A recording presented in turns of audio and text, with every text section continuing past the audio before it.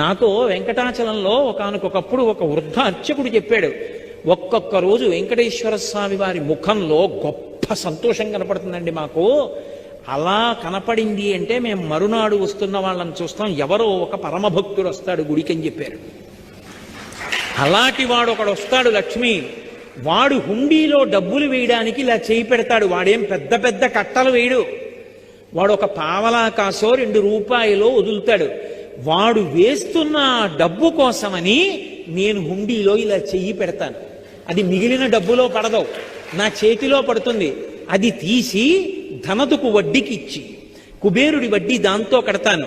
కొంత నేను డబ్బు ఉంచుకుంటాను. నీకో చమత్కారం చెప్పనా? ఇంతమందికి ఇచ్చేవాణ్ణి పరమభక్తుల డబ్బులతో జీవనం గడుపుతూ ఉంటాను. వింతలేల చెయ్యుచుండెదను కొండ మీద. ఆశ్చర్యకరమైన పనులు ఇలాంటివి చేస్తూ ఉంటాను. కలియుగంలో